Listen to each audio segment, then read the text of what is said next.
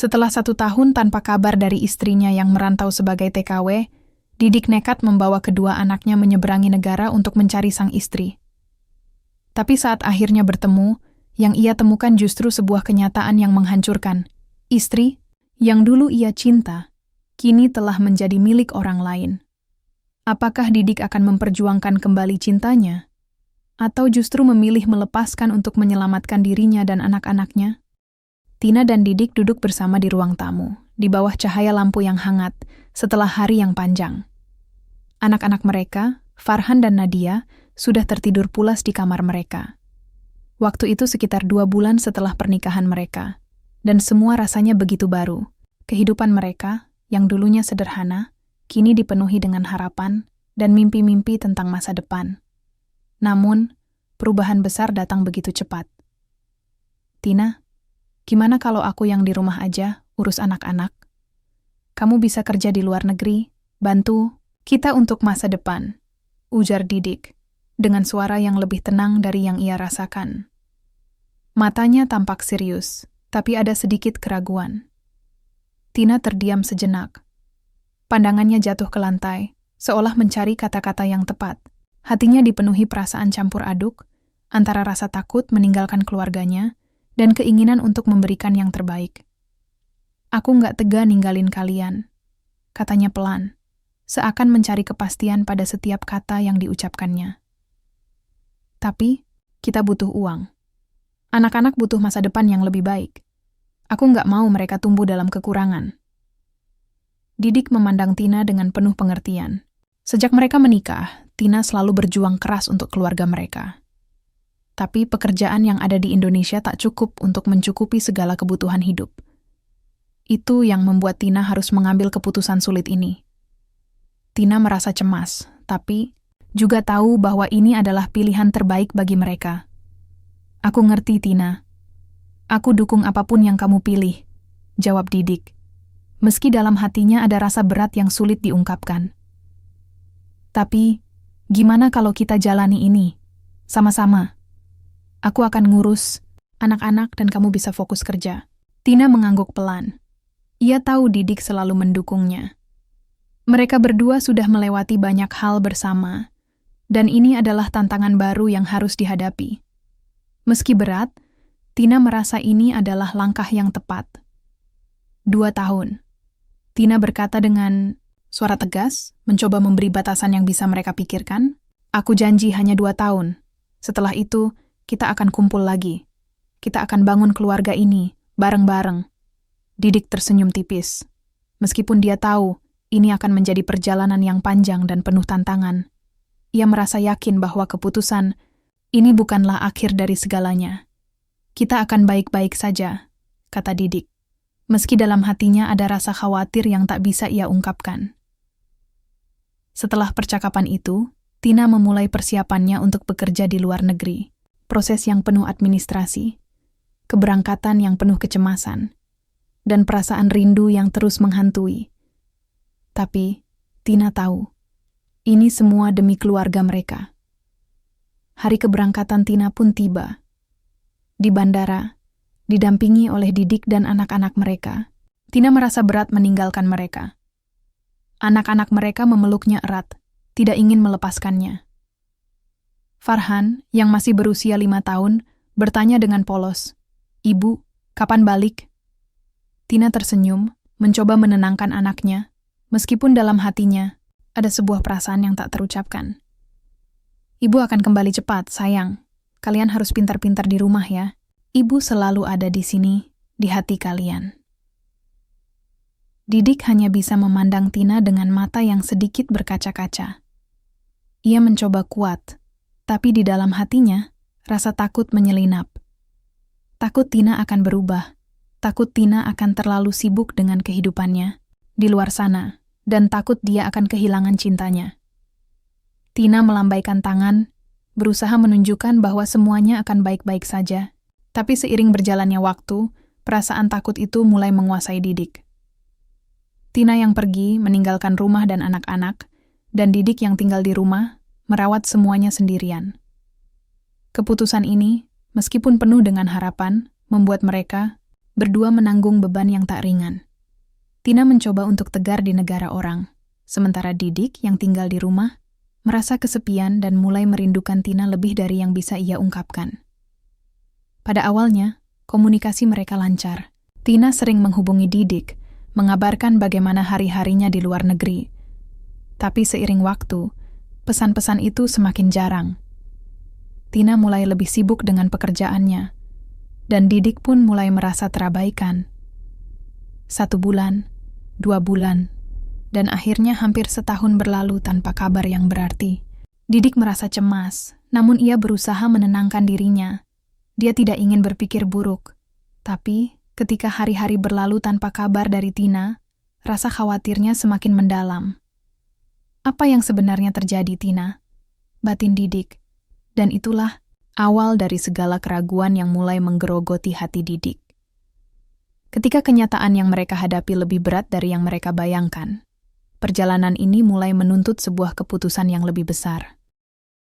Minggu pertama setelah Tina berangkat, semuanya terasa seperti rutinitas yang sedikit berbeda, namun tetap bisa dijalani.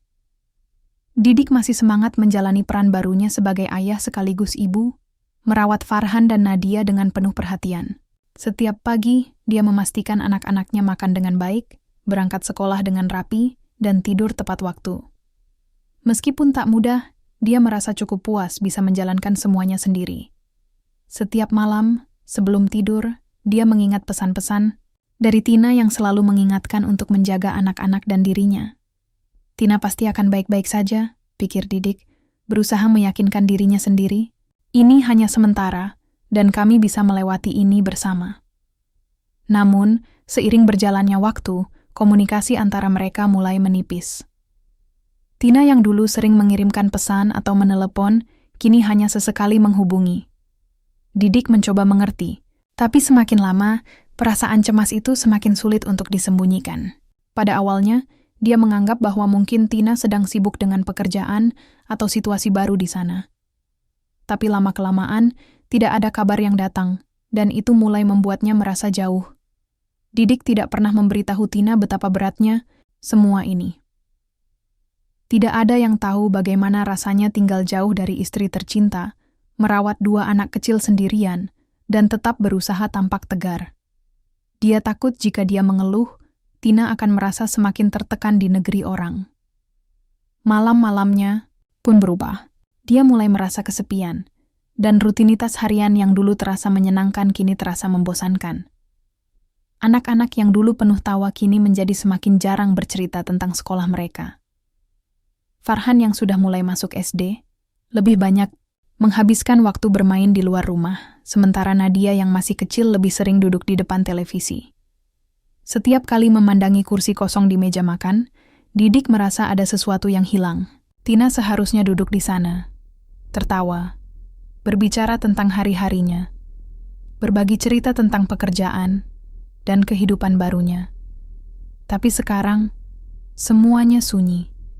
Hanya ada suara anak-anak yang kadang tertawa, kadang menangis, yang terdengar di rumah. Itu. Di sisi lain, Tina berusaha menyesuaikan diri dengan kehidupan barunya. Meski awalnya sangat rindu, ia mencoba untuk terus bekerja keras. Pekerjaan sebagai pembantu rumah tangga di rumah keluarga asing tak mudah. Setiap hari, Tina berangkat pagi dan kembali larut malam. Ia hanya bisa berbicara dengan keluarganya melalui telepon singkat di waktu senggang, yang seringkali terasa terburu-buru. Namun setelah beberapa bulan pekerjaan yang menumpuk mulai menguras energinya, Tina merasa sangat lelah. Dan kadang-kadang, ketika mengangkat telepon dari Didik, ia merasa tak memiliki banyak energi untuk berbicara panjang lebar. Rindu itu ada, tapi beban yang ia rasakan jauh lebih besar. Kelelahan fisik dan mental membuatnya semakin sulit untuk menjaga komunikasi dengan Didik. Di awal bulan keempat, Tina akhirnya mulai jarang menghubungi. Ketika telepon berbunyi, Tina hanya mengucapkan kata-kata cepat. "Maaf, lagi sibuk banget. Anak-anak sehat kan? Semoga semua baik-baik aja di sana. Aku harus kerja, nanti telepon lagi ya." Sebenarnya, dalam hati Tina, ada sebuah perasaan yang sulit dia ungkapkan. Ia merasa terasing di negara orang, jauh dari keluarga, jauh dari Didik. Tapi dia tahu, ini adalah pengorbanan yang harus ia lakukan demi masa depan mereka. Meski begitu, setiap kali menutup telepon, ada rasa kosong yang mengganggu hatinya. Ia tak bisa menyangkal bahwa kesibukannya mulai menggantikannya. Sementara Didik, yang semula selalu ada untuknya, kini terasa semakin jauh. Hari demi hari Tina terjebak dalam rutinitas yang semakin menekan. Rasa rindu pada keluarga semakin kuat, tapi begitu juga dengan rasa cemas karena jarangnya komunikasi dengan Didik. Tina mulai bertanya-tanya, apakah Didik merasa kesepian? Apakah dia tahu betapa sulitnya yang ia alami di sini? Namun, semakin lama, perasaan itu hanya ia pendam dalam hati. Di sisi lain, Didik mulai merasakan perubahan yang jelas. Dia mencoba menghubungi Tina lebih sering, tapi respons yang diterimanya semakin lama semakin sedikit. Ketika Tina tidak bisa dihubungi, dia mulai merasa gelisah. Tidak jarang, dia terjaga hingga larut malam, memikirkan apa yang terjadi pada Tina. Apakah ia baik-baik saja? Apakah ia merindukannya? Ataukah ada sesuatu yang lebih besar yang terjadi di luar sana? Didik tidak bisa menahan perasaan cemas itu. Anak-anak pun mulai merasa bingung. Farhan yang dulu sering bertanya tentang ibunya kini mulai lebih pendiam. Nadia, yang masih kecil, kadang merindukan suara Tina dan menangis karena tidak melihat ibunya. Didik berusaha mengalihkan perhatian mereka dengan kegiatan. Tapi semakin lama, dia semakin merasa terpojok. Semakin jarang komunikasi, semakin banyak pertanyaan yang muncul dalam pikiran Didik. Apa yang sebenarnya terjadi? Apa yang terjadi dengan Tina? Apakah ada sesuatu yang disembunyikan darinya? Kenapa dia semakin jauh? Tanya Didik dalam hati. Saat lagi-lagi tak mendapat kabar dari Tina. Pertanyaan ini terus mengusik hatinya. Perasaan khawatir semakin menumpuk, dan di dalam hatinya muncul sebuah keputusan yang berat. Mungkin sudah saatnya untuk mencari tahu apa yang sebenarnya terjadi. Hari-hari terasa semakin sunyi bagi Didik. Seminggu berlalu, 2 minggu, bahkan hampir sebulan, tak ada kabar dari Tina. Pesan WhatsApp-nya hanya centang 1. Telepon berkali-kali tak pernah diangkat. Didik mulai panik, tapi ia masih berusaha menenangkan diri. Mungkin HP-nya rusak, atau sibuk banget, jadi belum sempat balas. Gumam Didik sambil menatap layar ponselnya yang tak menampilkan notifikasi apa-apa. Namun di dalam hati, ia tahu ada sesuatu yang tidak beres. Anak-anak pun mulai bertanya-tanya. Suatu sore saat, Didik sedang menyuapi Nadia, Farhan mendekatinya sambil membawa gambar yang baru ia warnai. Pak, ibu kenapa nggak pernah video call lagi? Teman-teman di sekolah suka video callan sama ibunya yang di luar negeri. Tanyanya polos. Pertanyaan itu seperti tamparan keras bagi Didik. Ia diam, berusaha menyembunyikan kegundahan di wajahnya. Dipaksanya tersenyum. Ibu lagi sibuk kerja, Kak. Nanti juga ibu pasti telepon. Kita doain sama-sama ya. Farhan mengangguk, meski jelas terlihat matanya menyimpan rasa rindu. Anak sekecil itu pun bisa merasa bahwa ada yang berbeda. Malam itu, setelah anak-anak tidur, Didik duduk sendiri di ruang tengah. Ia menatap foto pernikahan mereka yang tergantung di dinding. Foto Tina mengenakan kebaya putih, senyumnya lembut. Didik teringat bagaimana bahagianya mereka waktu itu. Tak ada tanda-tanda bahwa semua bisa berubah secepat ini. Dia mencoba mencari info dari teman-teman sesama TKW yang dulu berangkat bareng Tina, tapi tak banyak yang tahu kabar terkini. Setahuku, dia kerja di keluarga Arab, tapi sejak bulan lalu kayaknya udah pindah majikan. Nggak pernah update status juga, jawab salah satu kenalan Tina lewat pesan singkat. Jawaban itu justru bikin Didik makin resah. Pindah majikan? Tapi kenapa dia tidak bilang apa-apa? Beberapa hari kemudian, Didik memberanikan diri menghubungi agen penyalur tenaga kerja yang dulu membantu keberangkatan Tina. Ia datang langsung ke kantor mereka di kota, membawa semua dokumen dan fotokopi yang diperlukan. Ia tak peduli berapa ongkos transportasi dan waktu yang harus dikorbankan, yang penting ia tahu kabar istrinya. Sayangnya, jawaban yang ia terima tidak memuaskan. Maaf Pak, kami hanya punya data keberangkatan. Kalau soal sekarang dia di mana atau kerja di mana, itu di luar pantauan kami. Mungkin bisa tanya langsung ke pihak sponsor di sana, tapi biasanya sulit dihubungi, jelas seorang staf, sambil membuka dokumen di mejanya. Didik menghela napas panjang. Rasanya seperti berjalan di lorong gelap tanpa lampu. Ia merasa seperti sedang kehilangan sesuatu yang sangat penting. Tapi tak tahu, harus mulai mencarinya dari mana. Setiap malam, Didik tidur dengan ponsel di tangan, menunggu notifikasi masuk, menunggu kabar. Tapi yang datang hanya sunyi. Sampai suatu malam, ketika ia membuka akun media sosial milik Tina, yang selama ini tak terlalu aktif, ia mendapati sesuatu yang membuat jantungnya berdegup lebih cepat. Ada foto baru. Bukan di feed, tapi di highlight story lama yang baru muncul kembali. Foto Tina, berdiri bersama seorang pria asing. Mereka tampak seperti pasangan. Di belakangnya, ada pantai. Tina mengenakan pakaian santai dan terlihat jauh berbeda dari Tina yang ia kenal. Senyumnya seakan menyimpan kehidupan lain. Didik menatap layar itu cukup lama. Tangannya bergetar. Bukan karena marah, tapi karena bingung. Foto itu tak memiliki caption, tak ada tag, hanya tersimpan dalam highlight lama. Namun perasaan tidak enak itu semakin kuat. Malam itu, Didik tak bisa tidur. Kepalanya penuh dengan kemungkinan-kemungkinan. Ia tak berani menyimpulkan apa-apa, tapi hatinya berontak. Ada sesuatu yang harus ia lakukan. Kalau terus begini, aku bisa gila, katanya pelan. Lalu, satu kalimat terucap begitu saja dari bibirnya. Kalimat yang akan mengubah segalanya. Aku harus nyusul dia. Ia tahu ini bukan keputusan mudah. Biaya perjalanan bukan hal kecil. Mengurus visa, paspor anak-anak, dan izin lainnya butuh waktu dan uang. Tapi Didik sudah tak tahan. Ini bukan lagi soal rindu, tapi soal kebenaran yang harus ia lihat dengan mata kepala sendiri. Ia mulai mengurus dokumen, bertanya-tanya pada teman-teman yang punya kenalan di luar negeri, mencari jalur untuk bisa sampai ke tempat Tina berada. Semua dilakukan diam-diam. Anak-anak hanya tahu ayah mereka mulai sibuk keluar masuk kantor kelurahan, fotokopi, dan menelepon orang-orang tak dikenal. Didik juga mulai menabung lebih ketat. Makan sederhana, tak beli jajan untuk dirinya sendiri, dan sesekali harus meminjam uang dari temannya dengan alasan urusan keluarga penting. Satu hal yang membuatnya kuat hanya satu. Ia butuh kejelasan. Entah itu pahit atau manis. Ia tak bisa lagi hidup dalam bayang-bayang pertanyaan. Ia ingin tahu, apakah cinta yang mereka bangun bersama dulu masih ada?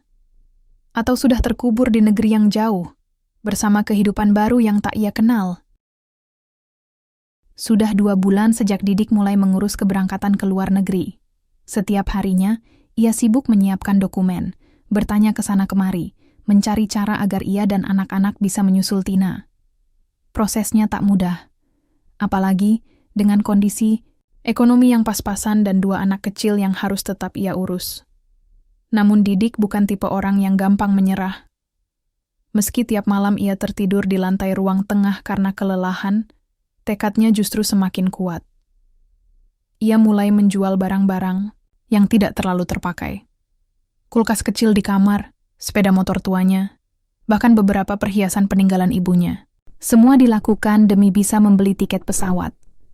Farhan, Nadia, nanti kalau ayah ajak kalian jalan jauh, mau? Tanya Didik suatu malam saat sedang menidurkan keduanya. Jalan jauh kemana, Pak? Farhan membuka matanya lebar, penuh rasa penasaran. Ke tempat ibu. Kita cari ibu sama-sama, ya. Nadia yang belum terlalu paham hanya tersenyum. Sementara Farhan tampak senang. Mungkin ia membayangkan liburan, padahal Didik tahu betul, ini bukan perjalanan untuk bersenang-senang. Ini adalah perjalanan mencari kepastian, mencari kebenaran. Hari keberangkatan akhirnya tiba. Didik menggandeng kedua anaknya yang tampak antusias di bandara. Mereka memakai baju terbaik yang mereka punya, bukan karena ingin tampil mewah, tapi karena Didik ingin terlihat layak. Di dalam hatinya, campur aduk antara gugup, haru, dan rasa takut. Di pesawat, Farhan banyak bertanya, tentang awan, tentang negara tujuan, bahkan tentang ibunya. Nanti ibu seneng nggak ya kalau kita datang? Didik tersenyum hambar. Semoga senang. Kita lihat saja nanti. Setelah belasan jam penerbangan dan transit, mereka sampai di negeri asing yang dingin dan asing bagi mereka. Bahasa orang-orang di sekitarnya terdengar seperti gumaman yang tak bisa dimengerti. Namun Didik sudah berusaha semaksimal mungkin. Ia membawa alamat terakhir yang ia dapat dari seorang kenalan TK Dwight yang pernah bekerja satu kota dengan Tina. Dengan bantuan sopir taksi lokal dan aplikasi penerjemah, mereka akhirnya sampai di kompleks perumahan tempat Tina terakhir diketahui. Bekerja, rumah-rumah di sana besar, dengan pagar tinggi dan kamera pengawas di tiap sudut. Didik berdiri di depan salah satu rumah, menggandeng Farhan dan menggendong Nadia yang tertidur di pundaknya. Ia ragu. Napasnya tak teratur. Jantungnya seperti mau copot. "Pak, ini rumah ibu," tanya Farhan sambil menunjuk pagar besar di depan mereka. Didik tak menjawab. Ia hanya menekan bel. Beberapa detik kemudian, pintu dibuka oleh seorang pria paruh baya berwajah Timur Tengah. Didik mencoba menjelaskan. Maksud kedatangannya dengan bahasa seadanya, menunjukkan foto Tina, dan menyebutkan namanya. Laki-laki itu mengangguk. "Tunggu sini," katanya dalam bahasa Inggris terbata. Tak lama, dari balik pintu, muncullah seseorang. Seorang wanita, yang sangat Didik kenal. Tina. Tapi yang membuat Didik nyaris tak percaya, adalah penampilan Tina saat itu. Ia mengenakan pakaian rumahan yang nyaman. Rambutnya tergerai. Di sebelahnya berdiri seorang pria muda, berkulit lebih cerah, yang memegang tangan Tina dengan lembut, dan di pelukannya ada seorang bayi. Didik membeku. Farhan memandang ibunya dengan tatapan bahagia. "Ibu." Tina tampak terkejut melihat mereka. Sangat terkejut. Tapi ekspresi wajahnya bukan hanya kaget. Ada panik. Ada rasa bersalah. Dan Didik melihat semua itu dengan jelas. "Tina, ini aku Didik. Aku bawa anak-anak. Kami datang untuk kamu." Suara Didik serak, hampir tak terdengar. Tina tak menjawab. Ia hanya memandangnya dengan wajah yang penuh dilema. Pria di sampingnya menarik Tina perlahan, seolah ingin melindunginya. "Maaf, kamu nggak seharusnya ke sini," ujar Tina akhirnya, suaranya pelan, seperti takut didengar orang lain. Didik mundur satu langkah. Dunia serasa runtuh di hadapannya. "Apa maksudmu? Ini rumah siapa? Dan itu anak siapa?" Tanyanya dengan suara bergetar. Tina menunduk. Ia tak mampu menjawab. Dan saat itu pula, Didik tahu. Hatinya sudah hancur. Jawaban sudah terlihat jelas, tanpa perlu diucapkan. Tina telah membangun hidup baru. Dengan orang lain. Dengan keluarga baru. Tangannya menggenggam erat Farhan. Nadia yang baru bangun menatap ibunya, lalu kembali memeluk ayahnya. Didik memalingkan wajah, tak tahan melihat Tina berdiri di sana, bukan lagi sebagai istri, tapi sebagai wanita asing yang memilih jalan hidup yang tak pernah mereka rencanakan. "Yuk, Kak, kita pulang," katanya pelan. Tina menangis, tapi tidak beranjak. Ia hanya menatap Didik dan anak-anak mereka. Semakin lama, semakin jauh. Di perjalanan pulang, Farhan menangis pelan. Ia masih tak mengerti sepenuhnya. Nadia tertidur lagi di pangkuan ayahnya. Didik menatap jendela pesawat. Tak ada lagi air mata. Hanya kehampaan.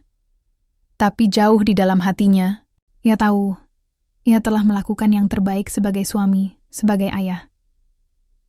Ia datang bukan untuk memohon, tapi untuk melihat kebenaran.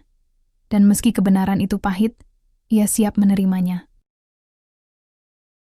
Pesawat mendarat di tanah air saat fajar baru saja menyingsing. Langit masih buram, udara pagi terasa dingin, tapi tak sedingin hati Didik saat itu. Ia turun dari pesawat sambil menggendong Nadia yang masih tertidur dan menggandeng Farhan yang terus menunduk sejak meninggalkan rumah tempat ibunya tinggal. Tak ada satu pun dari mereka yang bicara.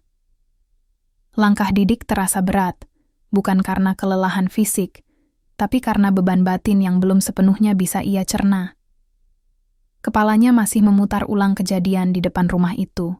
Wajah Tina, tangannya, yang menggenggam tangan pria lain, dan bayi yang tak pernah ia ketahui keberadaannya. Tangis Farhan semalam masih membekas di hatinya. Ayah, ibu kenapa nggak peluk aku? Ibu marah ya sama aku? Ayah, ibu masih sayang sama kita kan? Didik tak sanggup menjawab saat itu. Ia hanya memeluk anaknya erat-erat, membiarkan air matanya jatuh diam-diam. Setibanya di rumah, Didik membaringkan anak-anak. Mereka terlalu lelah untuk bertanya-tanya lagi. Rumah sederhana yang selama ini terasa sempit, kini justru terasa sangat luas dan sunyi. Foto-foto Tina masih terpajang di dinding. Didik menatapnya lama, lalu perlahan melepaskannya satu persatu. Tak ada emosi meledak-ledak, tak ada teriakan, hanya sunyi, dan luka yang mencekik dalam diam. Sore harinya, Didik duduk di teras rumah. Ia memandangi jalanan sepi di depan rumah, sembari menyesap kopi pahit buatan sendiri.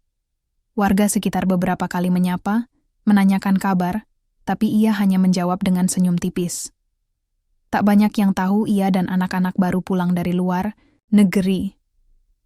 Seorang tetangga dekat, Bu Yati, datang menghampiri. Perempuan paruh baya itu sudah seperti orang tua sendiri bagi Didik dan Tina. "Kamu sehat, Dik? Kok lemes banget wajahmu?" tanyanya sambil duduk di kursi bambu sebelah Didik. Didik hanya tersenyum hambar. "Capek, Bu. Gimana kabar Tina di sana?" Pertanyaan itu membuat dada Didik terasa sesak. Untuk beberapa saat ia tak menjawab. Lalu pelan-pelan ia berkata, "Tina, udah bahagia sama orang lain, Bu." Mata Bu Yati membesar. "Lah, maksudmu?" "Dia udah nikah lagi, punya bayi. Aku lihat sendiri." Bu Yati menutup mulutnya, terkejut. Ia tak menyangka. Tina yang dikenal kalem, lembut, dan perhatian, ternyata bisa melakukan hal sekejam itu. Ia menepuk-nepuk pundak Didik. "Sabar, Nak.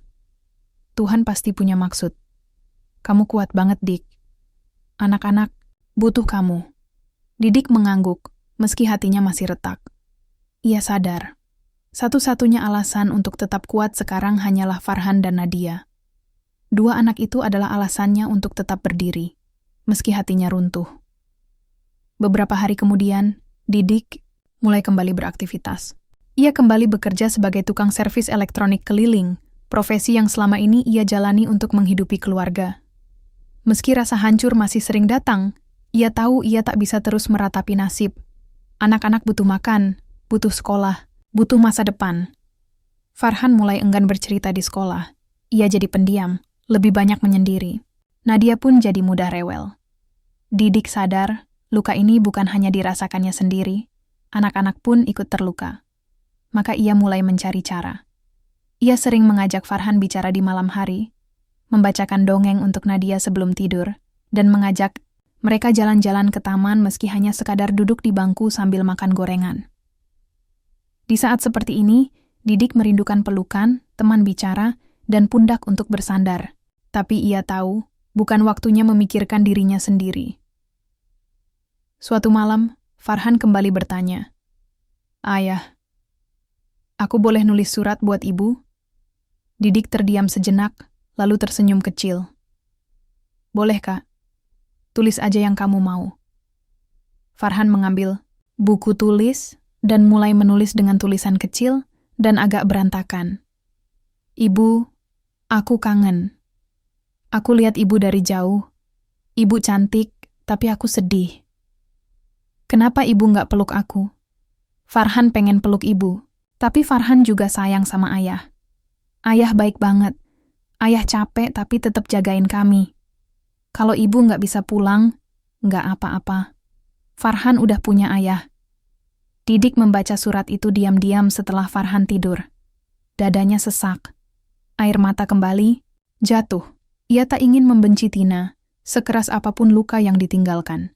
Tapi ia juga tak ingin terjebak dalam rasa kehilangan selamanya. Ia harus bangkit. Bukan demi dirinya sendiri, tapi demi dua malaikat kecil yang kini hanya punya satu tempat untuk bersandar dirinya. Sudah hampir 3 bulan sejak Didik dan anak-anak pulang ke Indonesia.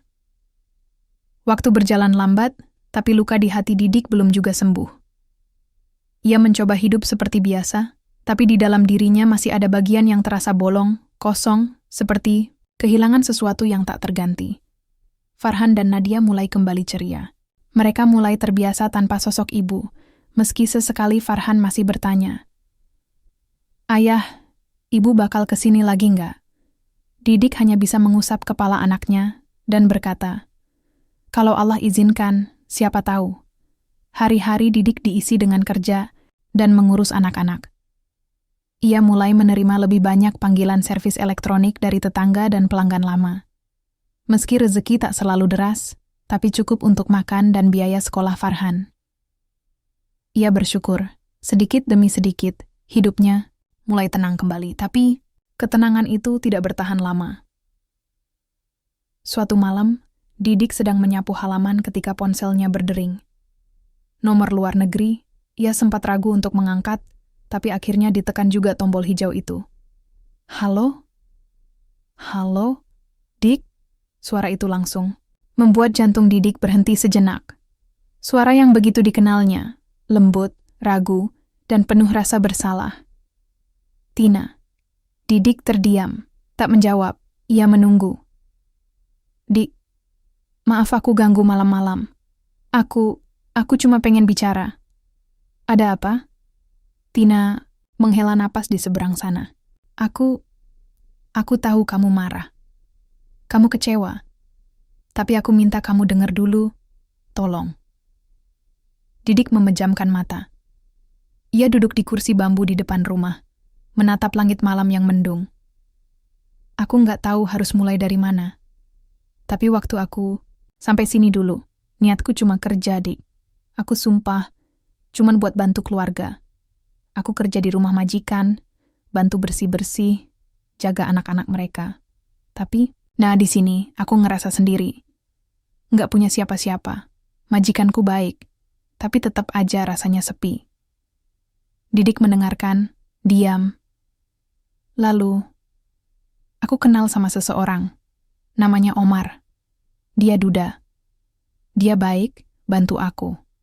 Nggak langsung suka, tapi dia selalu ada buat aku waktu aku sakit, waktu aku stres. Lama-lama, aku ngerasa nyaman. Maaf. Aku nggak kuat jaga perasaan. Aku salah. Aku khianatin kamu. Khianatin anak-anak." Tina mulai menangis. "Kenapa baru bilang sekarang?" Suara Didik akhirnya keluar pelan tapi tajam. "Aku takut. Aku malu. Apalagi waktu kamu datang ke rumah. Aku nggak tahu harus bersikap gimana. Aku shock. Lihat kamu dan anak-anak. Aku nyesel, Dik. Tapi semua udah telanjur." Didik menarik napas panjang.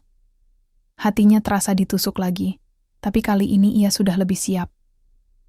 "Aku datang jauh-jauh ke sana bukan buat marah. Aku cuma mau tahu kamu masih jadi ibu dari anak-anakku atau enggak." Dan ternyata jawabannya jelas. Tina terdiam. "Aku nggak mau anak-anakku hidup dalam kebohongan.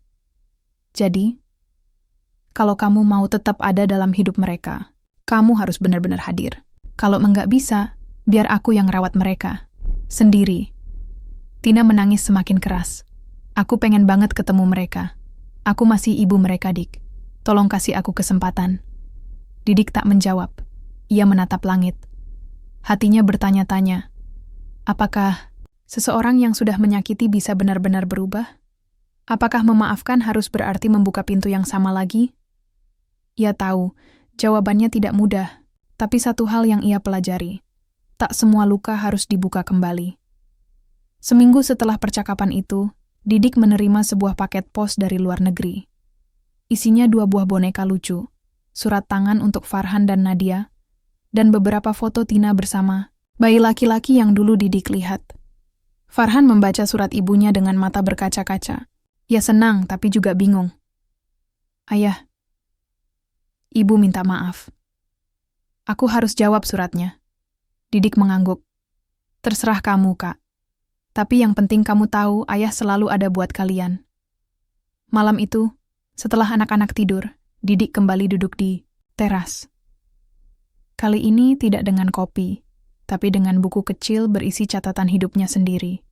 Ia mulai menulis tentang kecewa, tentang ikhlas, tentang menjadi ayah tunggal yang tetap berdiri saat semua runtuh, dan tentang bagaimana luka paling dalam justru mengajarkan arti kasih sayang yang paling sejati. Ia tak tahu apa yang akan terjadi di masa depan, tapi satu hal pasti, ia dan anak-anak akan baik-baik saja. Walau tak sempurna, rumah mereka tetap hangat. Karena cinta yang nyata tak pernah pergi, meski ditinggalkan. Hari-hari kembali berjalan.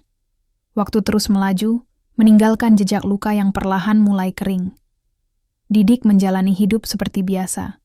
Bangun pagi, menyiapkan sarapan, mengantar Farhan ke sekolah, menenangkan tangisan Nadia yang rewel karena tumbuh gigi, lalu pergi bekerja menyusuri jalanan kampung dengan sepeda tuanya, membawa alat-alat servis.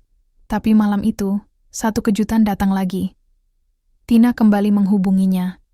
Kali ini melalui video call. Didik sempat ragu untuk mengangkat, tapi ada rasa penasaran dan juga sedikit rasa ingin tahu. Begitu layar menyala, terlihat wajah Tina.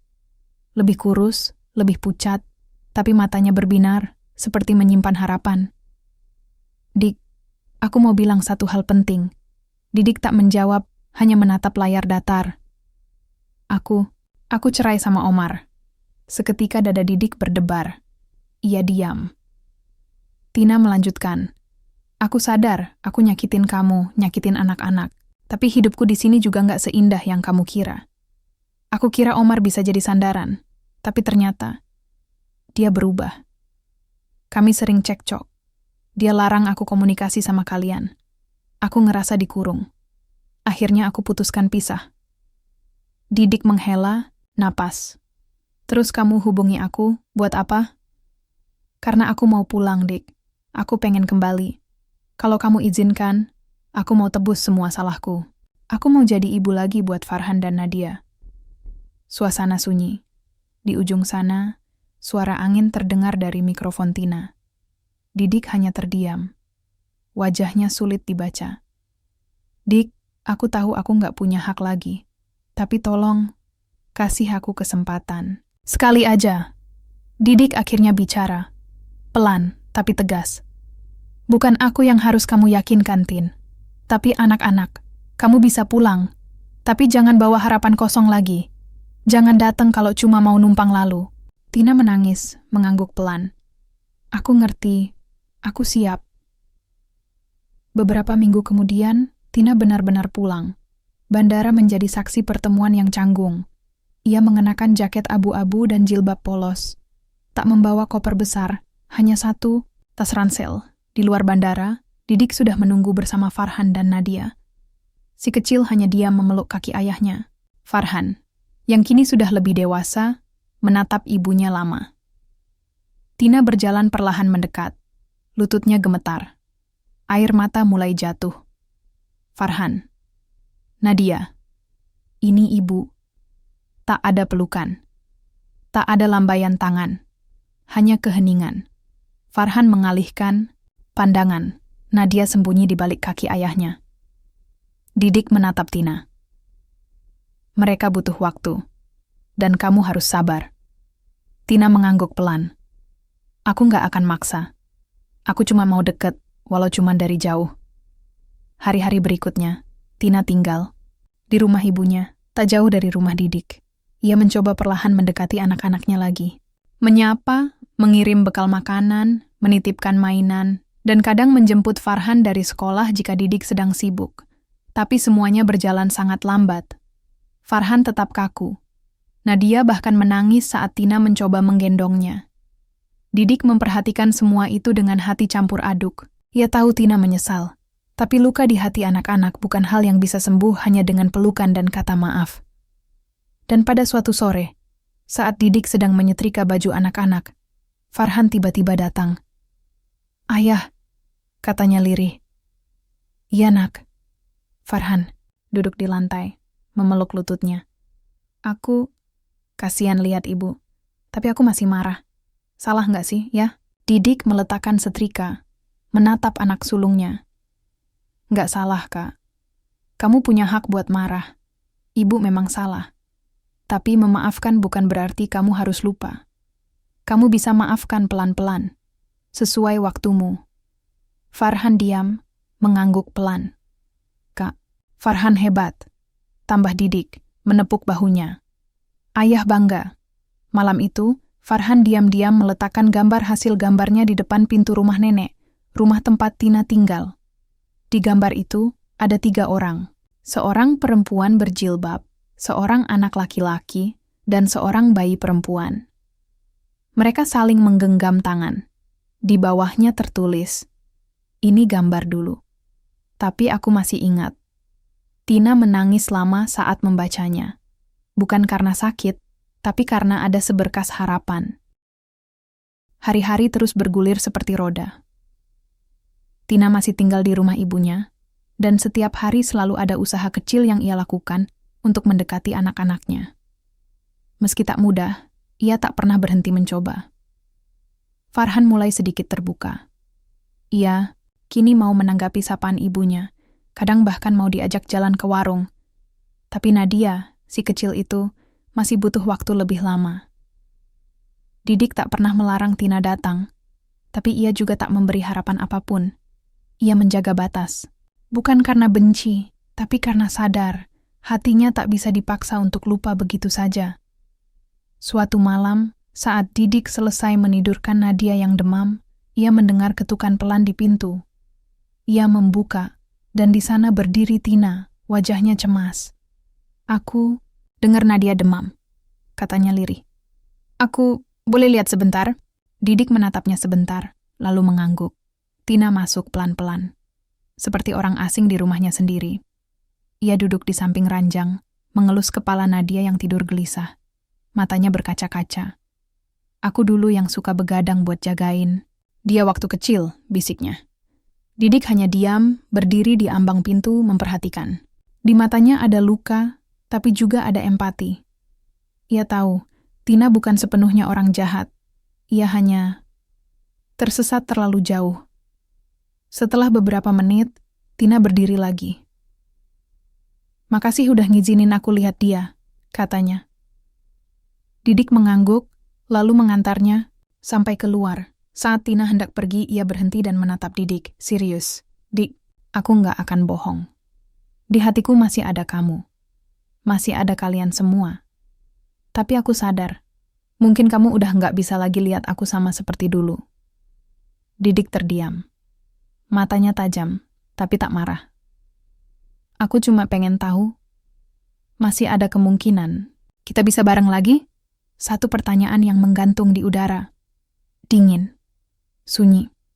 Tak ada suara selain serangga malam. Didik menghela napas. "Tin, bukan aku nggak mau maafin. Tapi kita bukan cuma soal kita. Ada anak-anak, ada luka, ada kepercayaan yang patah. Kamu bisa bangun semuanya dari awal, tapi nggak harus bersamaku." Tina menunduk. Air mata mulai mengalir lagi. "Kamu bukan orang jahat, Tin. Tapi aku juga bukan Tuhan yang bisa langsung sembuhin semua luka begitu aja. Mungkin memang kita ditakdirkan untuk belajar dari kehilangan, bukan untuk saling memiliki kembali." Tina menangis. Bukan karena ditolak, tapi karena hatinya sadar, itu keputusan terbaik. Didik menepuk pundaknya pelan. "Kamu tetap ibu dari anak-anak kita. Tapi kita cukup sampai sini. Biarlah kisah ini jadi pelajaran. Aku akan tetap bantu kamu dekat sama anak-anak. Tapi jangan paksa kita untuk kembali ke masa lalu." Tina mengangguk pelan, sambil menahan sesak di dadanya. Malam itu, ia pulang tanpa sepatah kata pun. Beberapa minggu kemudian, Tina memutuskan untuk pindah ke kota lain. Ia mendapat pekerjaan di sebuah toko pakaian muslimah dan memulai hidup baru. Ia tetap rutin menghubungi anak-anak melalui video call. Farhan mulai rajin membalas. Nadia pun akhirnya bisa tersenyum, walau hanya melihat wajah ibunya di layar ponsel. Didik menjalani hari-harinya dengan lebih tenang. Ada ruang lega di hatinya, meski tak sepenuhnya pulih. Ia tahu, hidup memang tak harus berjalan sesuai harapan. Tapi setidaknya, ia bisa memilih untuk tetap kuat. untuk anak-anaknya. Suatu sore, Didik dan Farhan duduk di tepi sawah, menatap matahari terbenam. Ayah, aku senang sekarang ibu bisa video call tiap minggu. Tapi aku juga senang karena ayah tetap di sini. Didik tersenyum. Ayah juga senang kamu kuat. Kamu hebat, Kak. Farhan menatap ayahnya. Ayah nggak sedih lagi, kan? Didik menatap langit. Sedih itu wajar, tapi kita jangan tenggelam di situ. Hidup harus terus jalan. Ayah udah belajar satu hal penting. Apa ya? Didik tersenyum, menatap anaknya. Cinta itu bukan tentang memiliki, tapi tentang ikhlas. Kadang kita harus melepas, demi tetap bisa berjalan. Pagi itu, langit cerah. Angin berembus pelan dari sela-sela pohon mangga di samping rumah. Didik sedang menyapu halaman ketika Farhan datang menghampiri dengan membawa kertas dari sekolah. Ayah, ini undangan dari sekolah. Minggu depan ada pentas seni. Aku disuruh tampil baca puisi. Didik tersenyum bangga. Wah, keren. Ayah pasti datang. Baca puisinya tentang apa? Farhan menggaruk kepala. Tentang keluarga. Sesaat hati Didik terdiam. Kata itu, keluarga, seakan menampar luka yang belum benar-benar sembuh. Tapi ia kembali tersenyum. Bagus. Tulis dari hati, ya? Farhan mengangguk dan masuk ke rumah. Hari-hari menjelang pentas itu jadi sibuk. Farhan latihan puisi setiap malam. Didik mendampinginya, mengoreksi pelafalan, memberi semangat. Tapi satu hari sebelum pentas, Farhan mendekat dan bertanya pelan. Yah, boleh nggak kalau ibu datang juga ke pentas? Didik terdiam, matanya menatap Farhan yang kini mulai lebih dewasa, dalam berpikir. Kamu yang undang? Iya. Aku kirim pesannya ke HP ibu kemarin. Ibu bilang, dia mau datang. Didik mengangguk pelan.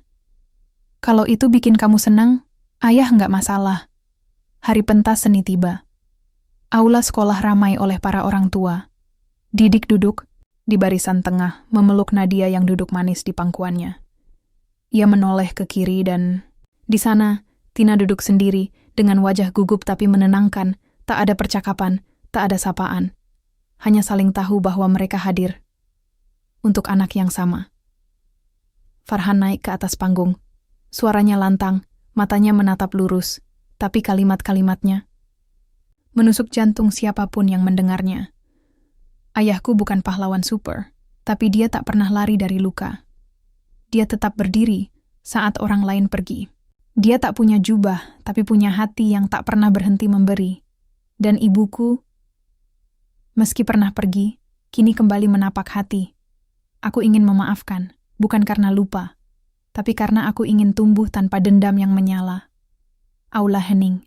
Beberapa orang tua terlihat menyeka air mata. Didik menunduk menahan haru. Tina tak kuasa menahan tangis, memalingkan wajah sambil menggenggam tisu erat.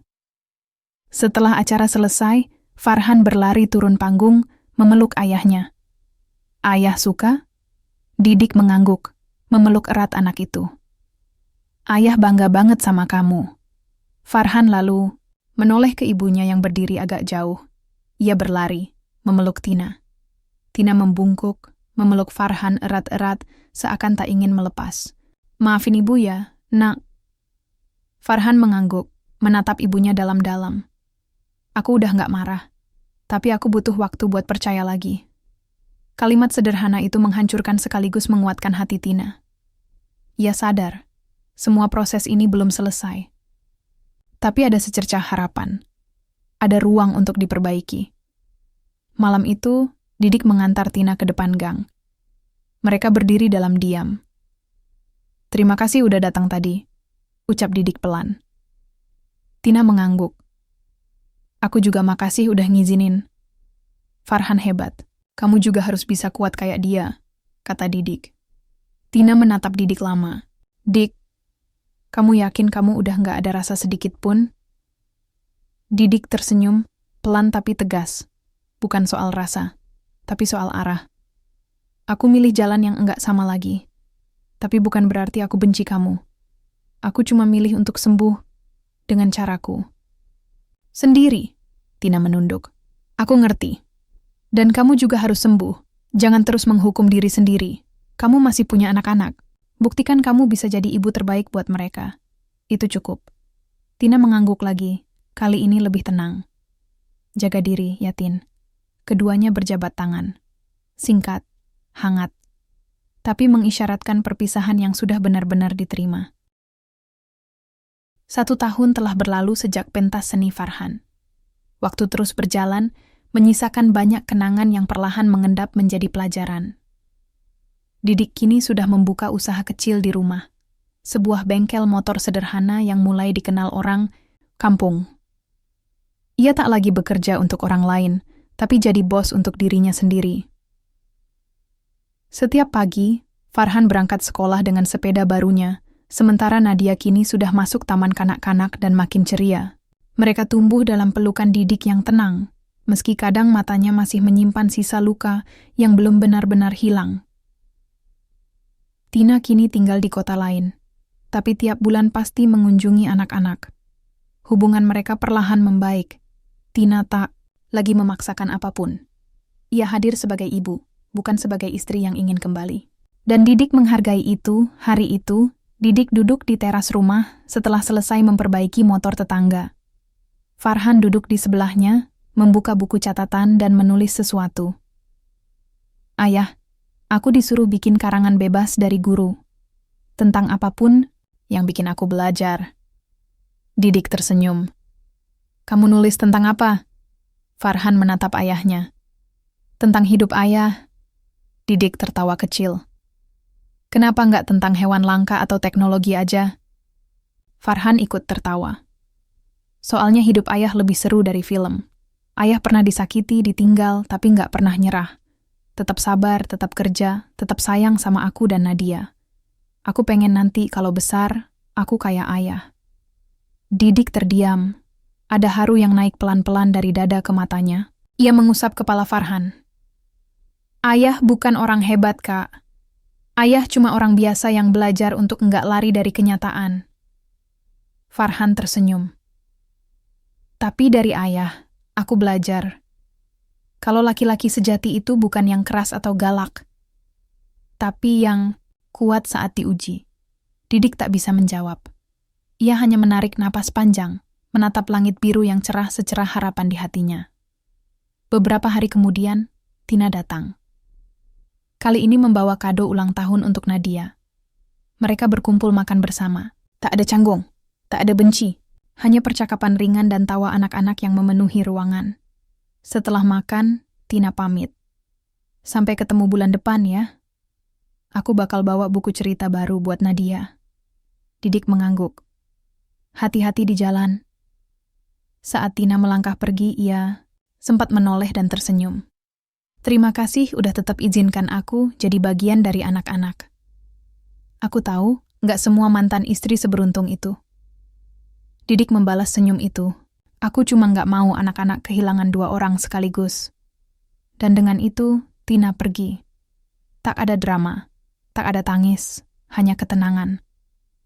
Malam harinya, Didik duduk di kamarnya, membuka catatan kecil yang selama ini ia tulis, semacam jurnal pribadi tempat ia curhat pada dirinya sendiri.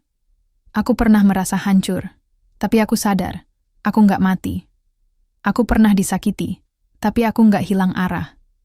Tuhan mungkin nggak menjanjikan hidup tanpa luka, tapi Dia selalu kasih jalan untuk sembuh. Asalkan kita mau ikhlas. Ia menutup buku itu, mematikan lampu, dan merebahkan tubuhnya. Hatinya lebih tenang malam ini. Bukan karena luka itu sudah hilang, tapi karena ia tak lagi membiarkan luka itu mengendalikan hidupnya. Keesokan harinya, Didik mengantar anak-anak ke sekolah. Di jalan, mereka bertiga tertawa, bercanda, dan menyanyi lagu anak-anak seperti biasanya. Hidup mereka mungkin tak sempurna, tapi cukup. Dan dalam cukup itulah, mereka temukan kebahagiaan. Wejangan dari cerita di atas. Dalam hidup, tidak semua perjalanan berakhir seperti yang kita harapkan. Terkadang, orang yang paling kita percaya bisa jadi yang paling melukai.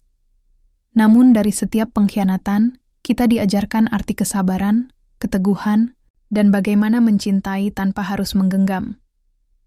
Didik menunjukkan bahwa seorang laki-laki sejati bukan diukur dari seberapa keras ia membalas sakit hati, tapi dari seberapa kuat ia berdiri di atas luka, demi anak-anak, demi masa depan, dan demi ketenangan jiwa. Memaafkan bukan berarti melupakan, tapi memilih untuk tidak lagi membiarkan masa lalu meracuni hari ini. Karena dalam melepaskan, ada bentuk cinta yang paling ikhlas, cinta yang tak lagi menuntut untuk dimiliki, hanya mendoakan agar semua yang pergi bisa menemukan jalan pulangnya, meski bukan ke pelukan kita,